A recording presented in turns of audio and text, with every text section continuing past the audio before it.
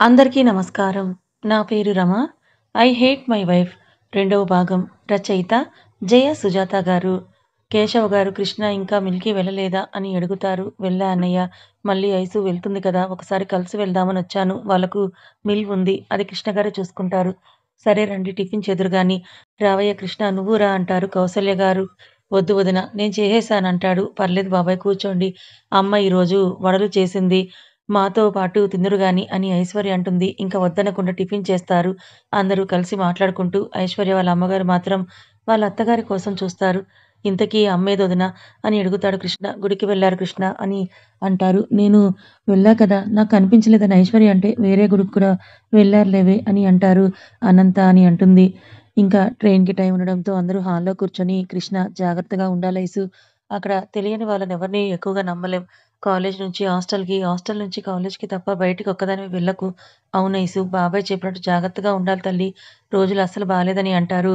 అప్పుడే గుడికి వెళ్లి వచ్చిన ఐశ్వర్య వాళ్ళ నాయనమ్మ సీతమ్మ అందరూ ఆవిడ వైపే చూస్తారు. పెద్ద కోడలు ఆవిడకి మంచినీళ్ళు తీసుకొనొచ్చిచ్చి, "రండత్తయ్య టిఫిన్ చేదురు గాని" అని అంటుంటే, "అప్పుడే వచ్చావా ముసలి నేను నీకోసం పొద్దుట్నుంచి చూస్తున్నాను. ఎక్కడికి వెళ్ళావు?" అని అడుగుతుంది. "ఆ! నేనెక్కడికి వెళ్తానే గుడికి వెళ్ళా. అక్కడ నీకు ఎటువంటి ఇబ్బందులు రాకుండా చూడమని వేడుకొని వచ్చాను. వద్దన్నా వినకుండా ఒక్కదానివే వేరే ఊరు వెళ్తున్నావు కదా! అక్కడ మనకు తెలిసిన వాళ్ళెవరూ లేరని ఆ శివ తప్ప. వాడు 4 రోజులు ఇక్కడుంటే ఇంకో 4 రోజులు మీటింగ్‌లని దేశాలు పట్టుకొని తిరుగుతాడు" అని బాధపడుతుంది సీతమ్మ. "అబ్బా! నానమ్మ మా ఫ్రెండ్ ఉందని చెప్పాను కదా! భయమెందుకు? తనతోనే కదా నేను హాస్టల్‌లో ఉండేది. వాళ్ళ అమ్మగారు కూడా అక్కడే ఉంటారని చెప్పాను కదా! మీరందరూ ఇలా వెళ్ళేటప్పుడు బాధపడితే ఎలాగా చెప్పు" అని మూతి ముడుచుకొని కూర్చొని అంటుంది. "హహ! నా చిట్టి తల్లికున్న ధైర్యం కూడా మీకు లేదు. చూడు తల్లి నువ్వక్కడికి వెళ్ళాక బాగా చదువుకో. నీకేమైనా కావాలంటే నాకు గాని, బాబాయికి గాని కాల్ చేసి చెప్పు. మేమేదో ఒక రకంగా నీకు పంపిస్తాం. నువ్వసలు అక్కడ ఇబ్బందేమీ పడకు. నీకు నచ్చక వచ్చేయాలనిపిస్తే వెంటనే వచ్చెయి సరేనా?" అని తల నిమురుతూ అంటారు. వాళ్ళు కంగారు వాళ్ళది. "నువ్వు ఎప్పుడూ ఒక్కదానివే బయటకు వెళ్ళలేదు కదా! అందుకే భయపడుతున్నారు చూడు. మీ అమ్మ అప్పుడే ట్యాప్ విప్పేస్తోందని" గట్టిగా నవ్వుతారు. వాళ్ళ నాన్నగారి మాటలకు నవ్వుతూ వాళ్ళ అమ్మని చూస్తుంది. అప్పటికే అక్కడున్న వాళ్ళందరూ కూడా నవ్వేస్తారు. దానికి కౌసల్య గారు చీర కొంగుతో కళ్ళు తుడుచుకుంటూ, "చాల్లేండి మీ వెటకారం. పిల్ల గురించి నేను బెంగ పెట్టుకుంటే" అని అంటుంటే, ఐశ్వర్య వచ్చి వాళ్ళ అమ్మ భుజం చుట్టూ చెయ్యి వేసి, "అమ్మా! నువ్వేం బెంగ పెట్టుకోకు. నేను రోజూ ఫోను చేస్తాను కదా! అప్పుడప్పుడు నన్ను తిడుదువు గానీ, అప్పటికి నీ బెంగ తీరలేదనుకో నా పేరు చెప్పి అనన్యని తిట్టు. నీ బెంగంతా నువ్వు తిట్టడానికి నేను లేననే కదా!" అని నవ్వుతూ ఇల్లంతా పరిగెడుతుంది. ఆవిడ చూసారా ఎంత మాటంటుందో? నేను దీన్ని రోజూ తిడుతున్నానా? అని ఉండు నీ పని చెప్తా అని ఐసు వెనకే పరిగెడుతుంది. అందరూ వాళ్ళని చూసి నవ్వుకుంటారు. అప్పుడే కేశవ ఫోన్ రింగ్ అవుతుంటే చూసి పెద్దోడు ఫోన్ చేస్తున్నాడని ఫోన్ లిఫ్ట్ చేస్తారు కేశవ గారు. "హలో నాన్న ఏం చేస్తున్నారని" అడిగితే, "ఏం లేదు నాన్న. అందరం టిఫిన్ చేసి కూర్చున్నాం. నాన్న అదింకా స్టార్ట్ అవ్వలేదా?" "అయింది నాన్న. ఇదిగో చెల్లికిస్తున్నా" అని ఐశ్వర్యకిస్తారు. ఐశ్వర్య ఫోన్ తీసుకొని "అన్నయ్య" అని ఐశ్వర్య అంటే, "ఏ కోతి ఇంకా స్టేషన్‌కి స్టార్ట్ అవ్వలేదా? ట్రైనొచ్చాక వెళ్తావా?" అని అడుగుతాడు. "ఇదిగో నీకెన్ని సార్లు చెప్పాలి నేను కోతిని కాదు. నాకు పేరుంది. ఇంకోసారి కోతి అన్నావంటే అస్సలు బాగోదు చెప్తున్నా. హిహి కోతిని కోతి అనక చింపాంజీ అంటారా అని నవ్వుతాడు. అన్నయ్య నేను నీతో అస్సలు మాట్లాడను చెప్తున్నా అని కోపంగా పెడుతుంది తన ఫేస్. సర్లే ఎప్పుడు స్టార్ట్ అవుతావు? ఇంకా 30 మినిట్స్ ఉంది. టైం చూసావా? లేదా మళ్ళీ ఎవరితోనైనా గొడవలు పడుతున్నావా? చీరి రాకాసిలాగా అంటాడు. హలో నేనేమి చీరి రాకాసిని కాదు. నేనెవరితోనూ గొడవ పడట్లేదు. నేను టైం చూసా. ఇంకా టైం ఉంది కదా అని పిన్ని, బాబాయ్, నానమ్మలతో మాట్లాడుతున్నా. ఇక్కడ నేను ఊరు వెళ్తున్నానని నా అభిమానులు బెంగ పెట్టుకుంటున్నారమ్మా. వాళ్ళకి ధైర్యం చెప్తున్నానని సాగదీస్తుంది. అబ్బో! నీ గురించి బెంగే పెట్టుకుంటున్నారా? నువ్వెప్పుడు ఊరు వెళ్ళిపోతావని చూస్తున్నారా? నిజం చెప్పవే. ఎహే పో! నేనంటే నీకు కుళ్ళు. ఉంటా బాయ్. ట్రైన్ ఎక్కాక కాల్ చేస్తాను పెట్టేస్తుంది. అల్లరి పిల్ల. ఇదొక్కటుంటే చాలు ఇల్లంతా ఎంత సందడిగా ఉంటుందో. ఇది వెళ్ళాక మేము ఎలాగుండాలో ఏంటో అని అంటుంది సీతమ్మ. ఎక్కువగా బెంగ పెట్టుకోకు నానమ్మ. నేను వెళ్ళాక నిన్ను తీసుకుపోతానులే. హా! అయ్యో రామా! నేనెందుకే ఈ వయసులో కృష్ణ, రామ అంటూ ఇక్కడే ఉంటానమ్మా. నేనెక్కడికి రాను అంటుంది సీతమ్మ. సరే ఇంకా టైమయింది బయలుదేరదామా తల్లి అని లగేజ్ అంతా కూడా కార్‌లో పెట్టిస్తారు కేశవ్ గారు. ఐశ్వర్య దేవుడికి దండం పెట్టుకొని వాళ్ళ నాన్నగారికి, వాళ్ళ బాబాయ్ కళ్ళకి నమస్కారం పెట్టి వాళ్ళ నానమ్మ దగ్గరికొచ్చి గట్టిగా హగ్ చేసుకొని, "బెంగ పెట్టుకోకు నానమ్మ అప్పుడప్పుడు నేనొస్తానులే" అని చెప్పి వాళ్ళ పిన్నికి బాయ్ చెప్పి వాళ్ళ అమ్మ దగ్గరికొచ్చి ముద్దు పెట్టుకొని గట్టిగా పట్టుకొని బాయ్ చెప్పి కాల్ చేస్తూ ఉంటానని నవ్వుతూ ఆ ఇంటిని ఒకసారి చూసుకొని దిగులుగా కారెక్కుతుంది. తను చిన్నప్పటి నుంచి ఒక్కసారి కూడా వాళ్ళ అమ్మగారిని, నాన్నగారిని వదిలి లేదు. అందుకే బాధగా ఉన్న కౌసల్య గారు చూస్తే ఆవిడ బాధపడతారని నవ్వుతూ బాయ్ చెప్తుంది. తనని స్టేషన్‌లో దింపడానికి కేశవ్ గారు, కృష్ణ గారు వెళ్తారు. కార్ కనుమరుగయ్యే వరకు కౌసల్య గారు చూస్తూ కళ్ళనీళ్లతో బాయ్ చెప్తూ ఉంటుంది. ఇంకా కళ్ళు తుడుచుకొని తనని దాటి వెళ్ళిపోతున్న ఊరిని చూస్తూ ఎన్నో జ్ఞాపకాలను గుర్తు చేసుకుంటూ ఉంటుంది. తను, వాళ్ళ అన్నయ్య, రాజు, అనన్య చేసిన అల్లరంతా గుర్తొస్తుంటే నవ్వుతూ చూస్తూ ఉంటుంది. ఒక 15 మినిట్స్‌లో స్టేషన్‌కి వచ్చేస్తారు. కేశవ గారు, ఐశ్వర్య లగేజ్ అంతా తీసుకొని లోపలికి వెళ్తారు. కృష్ణ గారు కార్ పార్క్ చేయడానికి వెళ్తారు. ఐశ్వర్య తన ట్రైన్ నంబర్ చూసుకొని ఏ ప్లాట్‌ఫార్మ్‌లో ఉందో చూసుకొని అక్కడికి వెళ్తారు ముగ్గురు. అప్పటికే ట్రైన్ వచ్చేసి ఉండడం వల్ల ట్రైన్ ఎక్కి సీట్ నంబర్ చూసుకొని లగేజ్ అంతా సర్దుకొని వాళ్ళ నాన్నగారికి, బాబాయ్‌కి బాయ్ చెప్పి జాగ్రత్తగా ఉండమని చెప్తే, "మేం కాదురా నువ్వు జాగ్రత్త" అని చెప్పి వెళ్ళాక కాల్ చేయమని చెప్పి వాళ్ళు కిందకి దిగిపోతే ట్రైన్ మూవ్ అయ్యే వరకు చూస్తూ ఉండిపోతారు. వినయ్ గారి ఇల్లు. కొడుకు వస్తున్నాడని ఉదయం అనగా పూజ చేసుకొని, తనకి ఇష్టమైన ఎన్ని వెరైటీలు అన్నీ చేస్తూ ఉంటారు. అప్పుడే వినయ్ గారు లేచి కింద న్యూస్ పేపర్ చదువుతూ ఉంటారు. కిందకి రాగానే కాఫీ తెచ్చిచ్చే భార్య ఇంతసేపైనా కిచెన్‌లో నుంచి బయటకు రాలేదని రాజేశ్వరి అని పిలుస్తారు. ఆవిడ కొడుకొచ్చాడేమో అని గబగబా బయటకొస్తారు. అక్కడ వినయ్ గారిని చూసి అభి వచ్చాడా అని అడుగుతారు. కొడుకు ఇంకా రాలేదు కానీ నేనొచ్చి ఇంతసేపైనా టీ తీసుకొని రాలేదని పిలిచాను అని చిన్న నవ్వుతో అంటారు. అవునా! నేనింకా అభి వచ్చాడేమో అనుకున్నాలెండి. అయినా కిచెన్‌లో ఇంతసేపు ఏం చేస్తున్నావని అడుగుతారు. వాడికిష్టమైనవన్నీ చేస్తున్నా అంది. వాడక్కడ ఏం తింటున్నాడో ఏమిటో ఇంకో పెళ్లి చేసుకోమంటే, ఆ వచ్చిన అమ్మాయి పిల్లల్ని సరిగ్గా చూసుకోదని అంటున్నాడు. అలా అని వీడిలా ఒంటరిగా ఉంటే మనం చూస్తూ ఉండగలమా? ఆ పిల్లల్ని చూసుకుంటూ బిడ్డ ఎన్ని ఇబ్బందులు పడుతున్నాడో అని కళ్ళనీళ్లు పెట్టుకుంటారు. అబ్బా! బాధపడకమ్మా! అన్నయ్య చూస్తే మళ్ళీ ఇంకా ఇక్కడికి రాను అని వెళ్ళిపోతాడు. నువ్వు బాధపడుతున్నావనే కదా పిల్లల్ని తీసుకొని కష్టమైనా అక్కడికి వెళ్ళిపోయాడని అంటూ వస్తుంది శ్వేత. అవును రాజీ! నువ్వు బాధపడకు. శ్వేత అన్నట్టు వాడు ఫీలవుతాడు. ఇప్పుడు వస్తున్నాడు కదా! నేను మాట్లాడతానులే అని అంటారు వినయ్ గారు. ముందు మాకు కొంచెం కాఫీ ఇవ్వు రాజీ అని అంటే ఆవిడ కిచెన్‌లోకి వెళ్తారు. రాజేశ్వరి గారు కాఫీ తేవడానికి కిచెన్‌లోకి వెళ్తారు. వినయ్ గారు, శ్వేత ఈరోజు మీటింగ్స్ ఏమి లేవు కదరా! అన్నయ్య వస్తున్నాడని నైట్ అమ్మ చెప్పింది కదా డాడీ! మొత్తం రేపటికి పోస్ట్‌పోన్ చేశాను. ఓకే. మరి క్లయింట్స్ ఏమి ఇష్యూ చేయలేదు కదా! లేదు డాడీ. అవునులే శివగామి చెప్పాక కూడా వాళ్ళు గొడవెలా చేస్తారు అని గట్టిగా నవ్వుతారు. Daddy this is too much. మీకు తెలుసు కదా! బిజినెస్‌లో అలా స్ట్రిక్ట్‌గా లేకపోతే ఎలా ఉంటుందో అందరూ మనల్ని తొక్కేయాలని చూస్తారు. అఫ్‌కోర్స్ మీరు కూడా స్ట్రిక్ట్‌గానే ఉంటారు కదా! ఆహా! మరి నీ అంత కాదులే తల్లి. ఆహా! వాళ్ళకు నీకు ఒక నిక్‌నేమ్ కూడా పెట్టుకున్నారులే. ఎవరు అంకుల్ పేరు పెట్టేది నా సిస్టర్‌కి అని అప్పుడే ఎంటర్ అవుతాడు విజయ్. రారా విజయ్ ఏంటి ఈ మధ్య అసలు రావడమే మానేసావు ఇంటికి? డైరెక్టర్ గారికి ఖాళీ ఎక్కడుంటుంది డాడీ? నిజమే అస్సలు ఫ్రీ అయితే ఉండట్లేదు. ఈరోజు అభి వస్తున్నాడని ఆంటీ చెప్పారు. అందుకే ఇంకా ఈరోజు షూటింగ్స్ అవి స్టాప్ చేసి వచ్చేసా. ఓహో! చూసారా డాడీ వాళ్ళ ఫ్రెండ్ కోసం వచ్చాడంట. మన కోసం కాదని సాగతీస్తూ అంటుంది శ్వేత. ఆహా! నా శివంగికి కోపం వచ్చిందే. నేను నీ కోసం కూడా వచ్చాను. యాక్చువల్‌గా నేను అందరి కోసం వచ్చాను. వచ్చి చాలా రోజులే అయింది కదా! మీ అందరిని కలిసినట్టు ఉంటుందని నేను అభిని కలవాలంటే ఇక్కడికి రానక్కర్లేదు. శివంగి లొకేషన్‌లో అయినా కలవచ్చు అని ఐవింగ్ చేసి అయినా అభి వస్తే మీరందరూ ఇంటి దగ్గరే ఉంటారు కదా! కాదు కాదు ఉండేలాగా ఆంటీ ఆర్డర్ వేస్తారు కదా! ఇంతకు ఆంటీ ఎక్కడ అంకుల్ అని విజయ్ అడిగితే, కిచెన్‌లో ఉందన్నయ్య. ఉండు నీకు కూడా కాఫీ తీసుకురమ్మని చెప్తాను అని కిచెన్‌లోకి వెళ్తుంది శ్వేత. ఇంకేంటి విజయ్ నీ సినిమా కబుర్లు? నువ్వు ఇప్పట్లో పెళ్లి చేసుకునే ఉద్దేశ్యం ఉందా? మీ డ్యాడీ ఏమో మా అబ్బాయికి సంబంధాలు చూడమని అందరికీ చెప్తున్నాడు. నువ్వేంటంటే అసలు పెళ్లి ఊసే లేదు. హీరోయిన్స్‌తో ఏమైనా అఫైర్స్ ఉన్నాయా? సోషల్ మీడియాలో వస్తున్నాయి నిజమేనా? ఉంటే చెప్పు. మీ డ్యాడీకి నేను చెప్తానని వినయ్ గారు అంటే, ఆహా! లేదు అంకుల్ అలాంటిదేం లేదు. ఇండస్ట్రీలో హైప్‌లో ఉన్న వాళ్ళని అది చూసి ఓర్వలేని వారు అలాగే ట్రోల్స్ చేస్తారు. అవన్నీ పుకార్లే మీరు నమ్మకండి. ఏదైనా ఉంటే గ్యారంటీగా మీకే చెప్తానని నవ్వుతాడు. చెప్తూ ఈలోగా రాజేశ్వరి గారు కాఫీలు తీసుకొని వస్తూ, "నీ ఫ్రెండ్ చేసినట్టు నువ్వు చేయకు. మంచి అమ్మాయిని అన్ని రకాలుగా చేసుకో. లేకపోతే చూసావు కదా! ఎంతమంది బాధపడుతున్నారు. పెళ్లనేది జీవితంలో చాలా విలువైనది. దాన్ని ఆచితూచి ఆలోచించి నిర్ణయం తీసుకోవాలి. సరే ఆంటీ ముందు అమ్మాయిని మీకు చూపించి, మీరు ఓకే అంటేనే చేసుకుంటాను. మీరు కూడా నాకు అమ్మలాగానే కదా! సరే కాఫీ తీసుకున్నాను అందరికిచ్చి, విజయ్ పక్కన కూర్చొని ఇలా అంటున్నానని ఏం అనుకోకు విజయ్. వాడికి నువ్వైనా అర్థమయ్యేలాగా చెప్పు. పిల్లలతో ఒక్కడే ఇబ్బంది పడుతుంటే మనసంతా ఏదోలాగా అయిపోతోందని బాధపడతారు. నేను చెప్తున్నాను ఆంటీ. కానీ వాడి గురించి మీకు తెలుసు కదా! అయినా కొన్ని రోజులు వాడిని ఇబ్బంది పెట్టొద్దు. వాడు నార్మల్ అవ్వాలి కదా! కాలాన్ని బట్టే మనం ముందుకు వెళ్ళాలి. కాలమే అన్నింటికి సమాధానం చెప్తుంది అని అంటూ ఉండగా అభి కారు అక్కడికొస్తుంది. అభి రావడంతో అప్పటి వరకు ఉన్న ఆలోచనలన్నీ పక్కన పెట్టి రాజేశ్వరి గారు గబగబా బయటికి వెళ్తారు. ఎంతైనా తల్లి ప్రేమ కదా! అభి పిల్లల్ని తీసుకొని లోపలికి రాబోతుండగా గుమ్మంలోనే ఎదురైన వాళ్ళ మమ్మీని చూసి నవ్వుతూ అద్విని ఎత్తుకొని ఒక చేత్తో మరొక వైపున వాళ్ళ మమ్మీని సైడ్ హగ్ చేసుకుంటాడు. అభిని కొంచెం సేపు హత్తుకొని అద్విని తీసుకొని ముద్దు పెట్టుకుంటుంది. ఈలోగా నేనొచ్చేశా అని లోపలికి వెళ్ళి వాళ్ళ తాతయ్య మీదకి ఎగురుతాడు. ఆయన సరిగ్గా క్యాచ్ పట్టుకొని నా బుల్లి హీరో వచ్చేశాడు కదా అని ముద్దు పెట్టుకుంటాడు. హా గ్రాండ్‌పా నిన్ను, గ్రానీని చాలా మిస్ అయ్యాను అని గట్టిగా పట్టుకుంటాడు. అయ్యో! అద్వైత్ అవునా! నన్నెంత మిస్ అయ్యావని ముద్దు పెట్టుకొని అద్వి బుగ్గలు నిమురుతాడు. ఇంత అని చెయ్యి చాపి చూపిస్తాడు. మరి నన్ను మిస్ అవ్వలేదా? అని శ్వేత బుంగమూతి పెట్టుకొని అడిగితే తన దగ్గరికి జంప్ అయి you are my beautiful I miss you so much అని చీక్ మీద కిస్ ఇస్తాడు. ఆహా! You are my teddy soft teddy అని గట్టిగా పట్టుకుంటుంది. విజయ్ అద్విని తీసుకొని ముద్దు చేస్తూ ఉంటే అని మొహమంతా పట్టుకొని సొల్లు కారుస్తూ పాముతూ ఉంటుంది. విజయ్ నవ్వుకుంటూ నీకంత నచ్చేసానా చిట్టి తల్లి అని అంటాడు.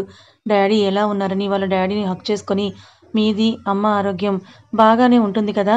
అవి నువ్వు రోజు డాక్టర్‌తో రొటీన్ చెకప్ చేయిస్తున్నావు కదా! ఇంకా టాబ్లెట్స్ అవి టైంకి వేసుకోకపోతే ఈ శివంగి ఊరుకుంటుందా అని నవ్వుతారు. ఎలా ఉన్నావురా అని శ్వేత తలపైన చెయ్యి వేసి అడుగుతాడు. బావున్నానని నవ్వి అద్వైత్‌ను దింపి అద్విని తీసుకుంటుంది. ఏరా నీ గాలి ఇటు మళ్ళింది షూట్ లేదా? ఆ! రోజూ వెళ్ళి వెళ్ళి బోర్ కొట్టిందిరా. నువ్వొస్తున్నావని ఆంటీ చెప్పారు. అందుకే ఇలా వచ్చేశా. నాన్న, అభి రండి ముందు టిఫిన్ చేదురు గాని, ఆ తర్వాత తీరిగ్గా మాట్లాడుకుందురు గాని అని అంటారు. మమ్మీ నేను చేస్తాను మీరు చెయ్యండి. అదేంటి ఆంటీ దగ్గరికొచ్చేటప్పుడు టిఫిన్ చేసి రావడమేంటి అని విజయ్ అంటే సారీ మమ్మీ మార్నింగ్ చాలా ఆకలి వేసింది. అందుకే తినేసొచ్చా. కొడుకు ఆకలనేసరికి రాత్రి ఏమీ తినలేదని శ్యామల చెప్పడం గుర్తొచ్చి కనీసం సరే వీళ్ళకైనా కంపెనీ ఇవ్వు అని రాజేశ్వరి గారు అనేసరికి ఇంకేమీ అనకుండా సైలెంట్‌గా వాళ్ళందరితో పాటు వెళ్ళి ఏదో కొంచెం తిన్నాను అంటే తినిపించి వాళ్ళతో మాట్లాడుతుంటాడు. రాజేశ్వరి గారు మనవడికి దగ్గరుండి తినిపిస్తుంటే శ్వేత అద్విని ఒళ్ళో కూర్చోబెట్టుకొని తింటుంది. అలా టిఫిన్‌లు ముగించి మళ్ళీ హాల్‌లో సోఫాలో కూర్చున్నారు. శ్వేత పాపను తీసుకొని రూమ్‌లోకి వెళ్ళి పాలు పట్టిస్తూ నిద్రపుచ్చుతుంటుంది. ఇంకా అద్వైత్ విజయ్‌తో ఆడుకుంటూ ఉంటాడు. వాడి అల్లరిని చూస్తూ ఇంకేంటి డాడీ మీ బిజినెస్ ఎలా ఉంది?